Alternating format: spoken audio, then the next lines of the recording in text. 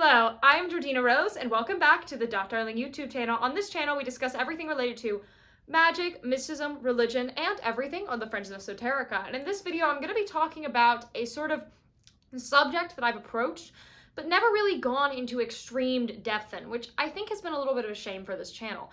And that is, what is the actual end goal of Thelema? I've talked a lot about Thelema. I've talked about true will. I've talked about that journey. I've talked about, the aeons, some of the spirits that are related to Thelema, but I've never really gone into what is the point.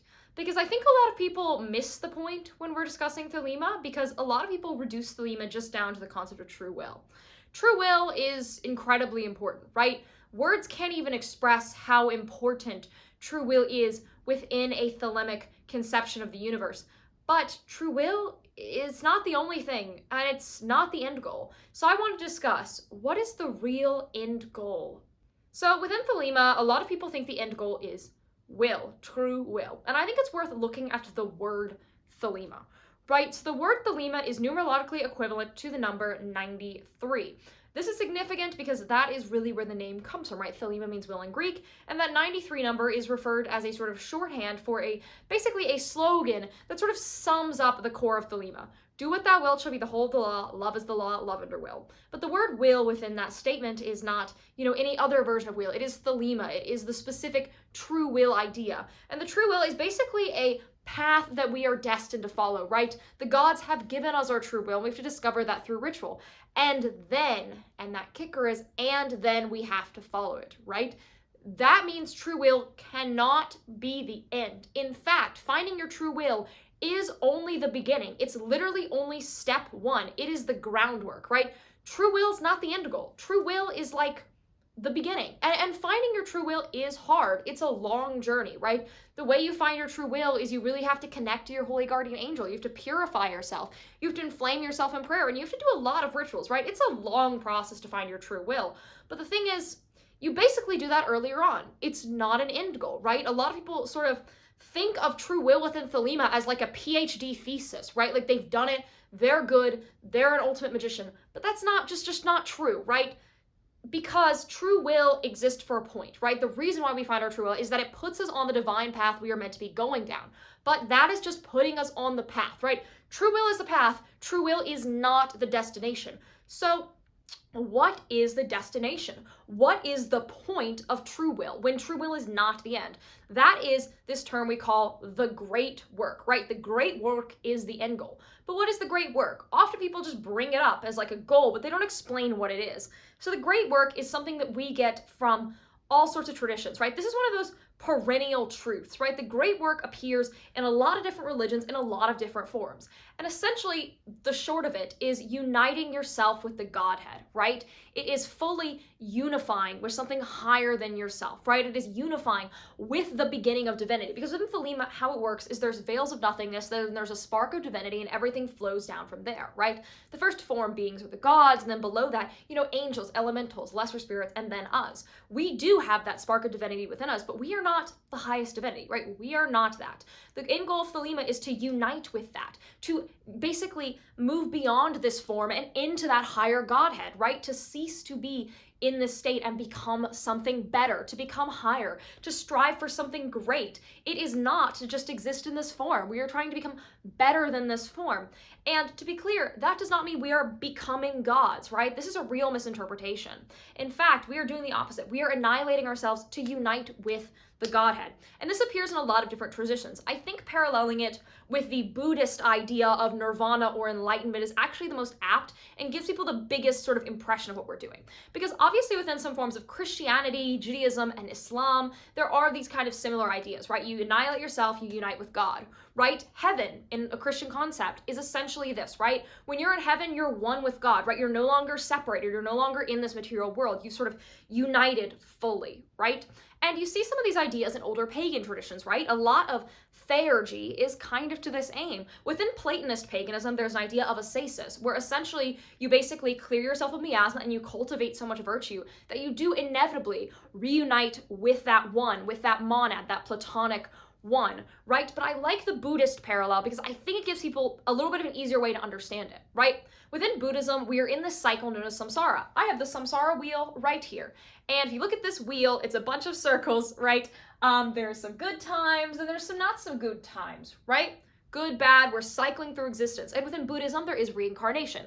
So we're continuously basically being reincarnated and living and dying, right? Life, death, and rebirth. That is another perennial concept. You see Carl Jung discuss it, right? You live, you die, you are reborn. This happens all around us. It happens in our day, right? Because the sun lives, dies, and is reborn on a metaphorical level throughout the year, right? You see, seeds begin to grow, they sprout, and then they die, they rot, they waste away, right? Life, death, and rebirth. But samsara is tiring, right? Within samsara, there is no escape, right? There are, of course, levels to samsara. There are better reincarnations and worse reincarnations, but that's not freedom. So within Buddhism, the ultimate goal is to be so pure and to work through so much of your karma or debt you've accrued over your lifetime to such an extent that you actually stop going through this cycle and you achieve enlightenment or nirvana, right? You escape samsara and you've really been freed from this cycle, right? You've united with basically the whole of the cosmos. And I like this Buddhist parallel because in Buddhism, it's much more abstract, right? It's like you've reunited with this whole broad concept, right? You've ceased to be an individual and you've become part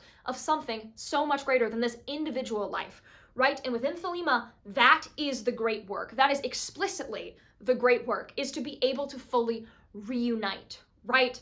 And there's ways that we get there, right? And true will is part of that, right? In order for us to get to that level, and you see this once again paralleling through these perennial traditions, basically having to undergo some sort of journey to purify yourself, to improve yourself, and then you are able to begin that reuniting process. So the way you begin this process is true will, right? Because true will sets us on the right path. Now, after we found our true will, what comes next is basically a spiritual journey, right? You basically evolve as a practitioner, right? You go through initiations. Those could be in a group or individually, right? But you go through developmental phases to basically fine-tune yourself. And a big part of this is purification. And that's why I brought up the Platonism thing, because within Platonism, the way you get to astasis, which is the same thing as the great work, is through eliminating miasma. Miasma, or pollution, is spiritual rot that we basically accrue to our spiritual body through going throughout our lives, through doing things that are against the law of the gods and general dirty things like encountering death, right? And that laws of the gods thing is important because Thelema is a law, right? We call it the law of Thelema. People often interpret Thelema as like, I can do whatever I want whenever I want. Wrong, wrong, wrong, wrong, wrong, wrong. I cannot reiterate how wrong that is. It is do what thou wilt shall be the whole of the law, not do whatever I want shall be the whole of the law, right? I am not doing my true will when I have a cigarette and say, well, that's do what thou wilt shall be the whole of the law. No, it's not. Cigarettes are bad for you. Smoking a cigarette, it feels good, it's a good time, but not my true will, right? But when I do rituals to honor the sun, because of course solar stuff is a big theme in Thelema. Thelema is all about the sun. That is my true will. When I feel that urge to say invoke Helios, right? And when we're working with the sun, we're working with purificatory energies. And then cultivate my soul, right? Then I am doing that work so that I can accomplish the great work. Remember this phrasing, accomplish the great work, right? We're not necessarily doing the great work when we do these things, but we're accomplishing it once we reach that end goal. And so purification is a big part of it. This is also why Thelema is so solar, because the sun purifies. Think about it. When you have, you go out into the sun, okay? You get a sunburn. And I know this is a weird metaphor, but hear me out on this one. So you got a sunburn, right? Your skin crinkles up and then it falls off. Now, obviously this is bad for your skin, but it's a microcosm in the sense that it is purification, right? It is purifying us of that dead skin when it peels off. And I think of the sun's effect in our life in this way. So the sun, the sun represents virtue, will, power, but it also purifies as it cleanses us. And so purification is a huge, huge part of this journey. That's why in that blue book, Liber ABA, there's an entire book on mysticism in it, okay? People ignore that and just read Magick in Theory and Practice. Read the whole book. Literally sit down and read the whole book. Maybe not in one sitting, it's a little bit long, but don't ignore the rest of this, right? Crowley also really pushed Eastern traditions like yoga. Why? Because they are purification based and they help people understand these traditions. People, unfortunately, only want to do the flashy stuff in Thelema. They don't want to do anything else. And Crowley literally said you should be meditating every day. You should be saying mantras like every day, right? He did not just say like you do the fun rituals and then you're done, right? That's just focusing on the fun part of Thelema because rituals are awesome. I'm a ceremonial magician. I do rituals all the time, but that's not the whole of what we're doing. We're trying to purify ourselves so that we can reunite with the Godhead. That's the great work. The great work is not doing whatever you want. It's not doing the fun stuff in Thelema. It is doing that big, broad goal. And the way that you do that after you've done some purification is you have to annihilate yourself. You have to kill yourself. Not literally, not in a suicide way. Please, YouTube, do not take that out of context.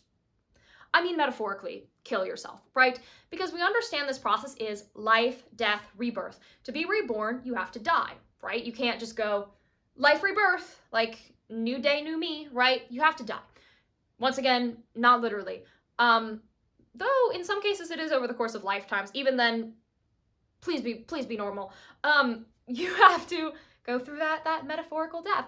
And there's a number of rituals that we do for that purpose. The big one is this term that gets thrown a lot, crossing the abyss, the dark night of the soul. That is death. So what happens then is you're detached from your holy guardian angel and you have a test of the soul. You encounter this spirit named Karanzan, who's like the epitome of antinomia and metaphysical evil, and you have to overcome that. A lot of people don't have the strength to overcome that, so they get bad time here. But if you are of strong will, and if you've done all that true will stuff everyone's talked about this whole time, you're gonna pass this step. This is why you don't want to preemptively jump the gun, right? You don't want to start with this. Like, I remember I used to use occult Discord a lot, and there was this girl I knew on Discord who like said the Oath of the Abyss every single day, and lo and behold, she went to a mental hospital, okay? That's Karanzan winning. Don't do that. You need to be like ready to go through these steps. You need to be sure that you're ready. But when you are ready, you basically annihilate yourself. And there's a couple ways this is done. You can sort of approach the spirit Babylon, who represents Bina, or the feminine Saturn. Astrologically, Saturn is the planet of restriction and destruction, and Bina is basically a feminine appearance of Saturn, because technically since Saturn takes away and doesn't develop, Saturn is divine feminine in a sense, because the femininity is taking away and masculinity is adding. And we see this in the act of copulation very clearly. Sperm, egg, one forms, right? One forms, one forces, right? So Saturn is inherently actually on this feminine sphere, which is why we interact with Saturn in this process through a feminine form. Babylon is literally just a feminine face of Saturn, essentially. And typically, I mean, this is often written from a male magician's perspective, so for us women, it's a little bit different. Basically, Babylon comes into the life through love, and then sort of brings us on this journey. And I want to bring to that other word we talk about with Thelema. Will, Thelema, love. What is love in Thelema? Love in Thelema is not all forms of love. There is a kumbaya, hippy-dippy interpretation of this as love is just we're all nice to each other and we cuddle and we hug and no. I mean, that's lovely, to be clear. Yeah, I'm not saying like we should be miserable all the time or like we shouldn't be nice to people. That's not where I'm going. But that's not what love means in Thelema. Love in Thelema is agape. And I have an entire podcast episode where I go through basically like the types of love. In the Greek language, there's a bunch of different words for the type of love. And I really wish everyone would learn these. Because typically when we're thinking of, romantic love, we're thinking of eros. And eros is that erotic romantic love. The figure eros in Roman mythology is basically Cupid. Eros in Greek, Cupid in Roman. Sorry for my misspeak there, but basically what happens in this myth is that Cupid or Eros has an arrow, like the weapon, and shoots you through your heart. And through your heart, you're penetrated, right? You've been penetrated by love, and then you yearn because there's a hole in your heart, there's something missing, and then you go throughout all of space and time to find your other half. And then when you find your other half, you unite. And Eros and agape do have some relation. So Eros is, of course, that desire love. It is that romantic love. It is that erotic love. And then agape is basically our love for the gods and the gods' love for us. It's a divine love. It's a transcendent love, right? It's like how we love things beyond us, right? It is towards the higher divinity, is our love for divinity. Because love itself is a form and an expression of the divine. It is an expression of the gods. And so when we say this Eros and agape connection, you see Eros is that sort of individual love. It's like how you love the person you're in love with, right? But the thing is that is transcendent, because when we look at like Eros itself, we are seeing an annihilatory interaction. And that's where I'm talking about with this Babylon Scarlet Woman thing, because it is kind of a metaphorical for that Eros type interaction. And I would extrapolate, this is kind of me going off on my own and with my own thinking, because I do have my own brain and I'm allowed to have my own thoughts. I don't just have to cite older work.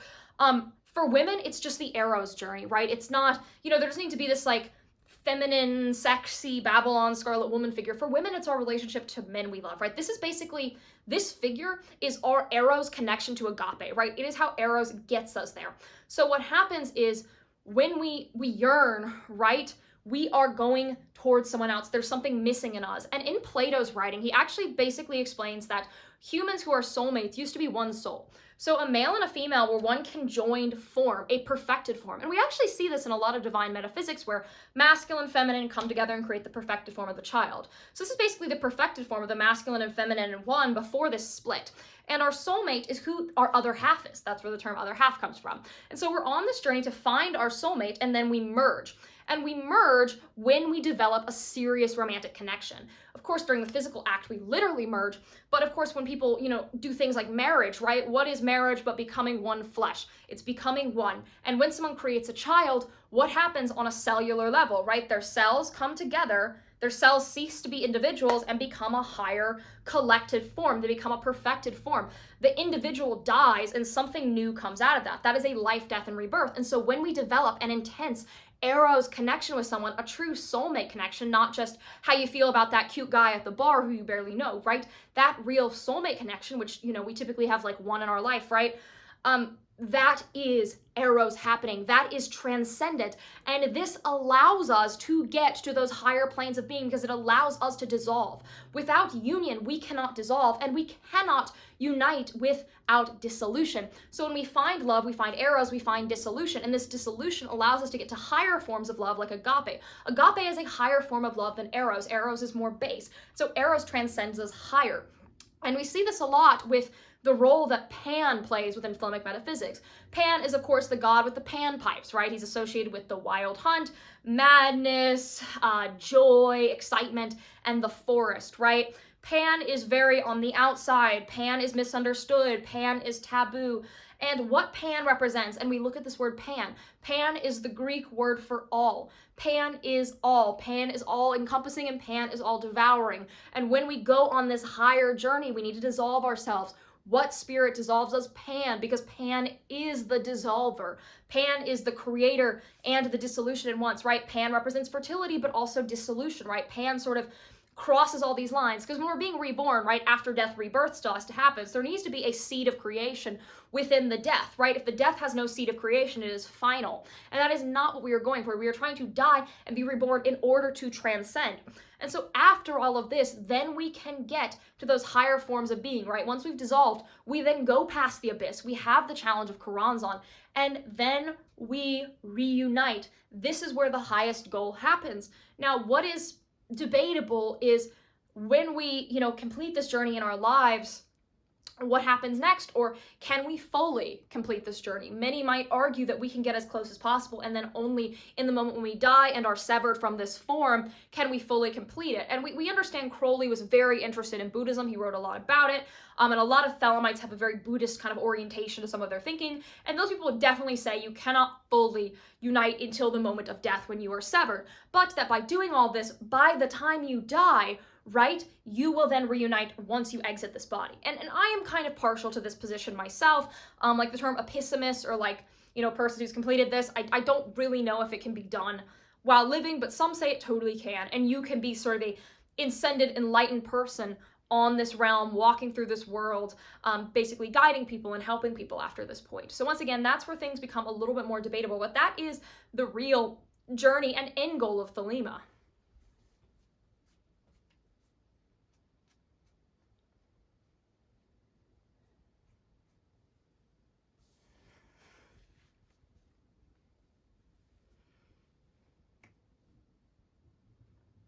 Now, the next thing I want to discuss is kind of two things, and it is, can you do this individually? So I actually would say no. I think you need some sort of connection to Eros to do this, and of course you need the gods themselves. But I don't think you need to be in a group to do this. So a lot of people really feel as if the only way to achieve any of these goals is to join the OTO, the AA, whatever organization, the TOTTTTOOO, right? There's so many that are just O and T, and it's like you guys put it in like a random organization generator, TOTTOTO. What is that? HOTT. Yeah, the Hot to Go song. You guys are naming your Thelemic organizations off the Hot to Go song at this point, but you don't need to be in any organization like that. Okay, you can literally do it on your own, but you might need that Eros connection. So you might need another person. Does that other person need to be a skilled occultist or magician? I would say no. In many cases, when we're looking at these kind of well-known Thelemites, they were working with people who are serious magicians. That's definitely better because that person's going to be on a better sort of soul standing, right? Their body of light or their energetic body will be in a better condition. But you could definitely have these experiences with a normie who you just had that level of connection with. I also think it's worth noting that soulmates and twin flames are not the same thing. Twin flames is new age garbage that promotes toxic relationships. A big part of the twin flame concept is that there's a lot of tension and fighting. I don't promote that, and Eros connection is easy. True will, as we understand it, is of ease, right? Once you find true will, you're on your life path, there's ease, there's peace. Once you find your soulmate, that's the same situation. So I really recommend rejecting twin flame ideas and not bringing them into this conversation, like completely ignoring that idea, focusing on that person who can bring you to the higher spheres of existence. They're not going to be someone you're arguing with all the time. But yeah, I mean, joining a group is a great path. I'm not mocking people who are in groups. I'm not opposing joining a group. Many people have amazing experiences in groups. And I encourage that. If you want community, join a group. That's awesome. But it's not the only way, right? It's not the only path of the mountain. There have been so many mystics since before these groups existed. There have been mystics who have been lived in persecuting countries where them being an open occultist would get them killed, right? There's been so many situations in which people couldn't be in groups. So to claim that you have to be in a group, very ridiculous. Because none of these ideas begin with Thelema, right? Thelema is a continuing current of Western esotericism. Look at the collective, the Gnostic saints. Look at all the things Crowley cites. Thelema is a continuation. It's not a whole new system. So people have been doing these Thelemic aims since way before Thelema exists. Once again, look at the list of Gnostic saints Crowley created and kind of study their lives, and you'll see that these people existed way before Thelema. We're using different approaches. They use different spirit names, right? You could invoke Saturn instead of Babylon. You could invoke Hecate, kind of some similar parallels in a strange way. Inanna, right? Freya even, right? You don't have to use all these Thelemic spirit names. You can use a lot of different names because the thing is, all these religions, their perennialism is true, okay? They appear again and again in different forms. You could even do this with pure like Buddhist mysticism, right? You don't even have to do the Thelema stuff. You could work with only the Nordic gods of Ausatru and achieve these same kind of mystic ends because the perennial truth is there. This is a core perennial truth. The next thing is how many people succeed in this? Not many. Okay, this is a minority thing. The thing with mysticism is anyone can attempt it and anyone can do it, but not everyone will, and that's okay, right? If you want to go down this path, chase it as hard as you can and push as hard as you can. Because even if you don't achieve this in your life, right? Even if you don't achieve this in your next life or the one after that, you're still making divine progress and you're still getting closer. This may take you multiple lifetimes, and that's okay because the journey itself is valuable. And even if you do Thelema and you just get to true will, right? That's the only point you reach. You don't get past true will. You don't get into any of these transcendent levels. You still have made major spiritual practice and have been able to live a better life through the power of Thelemic mysticism, right? Even if this is like way beyond where you're gonna reach, it's still worth chasing. It's still worth pursuing, right? Anyone can be a mystic if they put their minds to it, but not all people will, essentially. It's kind of self-selective, I would say. So that's all I have to say in this video. I'm Georgina Rose. I'm a professional astrologer and tarot reader. My booking information is below. I also have a Patreon. This channel is supported through Patreon. You can get bonus videos every month. You get my ritual guides, which are over 20 pages of original rituals that I write every single month based on current holidays and astrological transits. Every month's completely different. It's really fun. You get access to my community chat, which is like a group chat. And if you're a higher tier, you can get custom herbal preparations or custom mentorship calls where I give you spiritual guidance on your path, help you deal with situations in your life, and help you grow as a mystic. And I also host the podcast Pagan Perspectives. It's on this YouTube channel and under Pagan Perspectives by Georgina Rose on all podcasting platforms that matter, not Apple Podcast. For some reason, Apple Podcast has never let me upload to there. It's really weird. I really would recommend listening on Spotify if you listen anywhere because I know Spotify doesn't cause me problems. And yeah, that's pretty much everything. I'm under .darling on every social platform under the sun. I'm on Twitter/X, Threads, Substack. I write 2 articles a month on Substack. Instagram, TikTok. I'm really everywhere. I'm on most platforms. So you can find me all throughout the cyberspace. So like, comment, subscribe, and ring the bell. And if you subscribe for 93 days, you will meet your holy guardian angel and you'll never need to have an end goal ever again. You'll just do it. And yeah, I'll see you guys in the next one. Bye!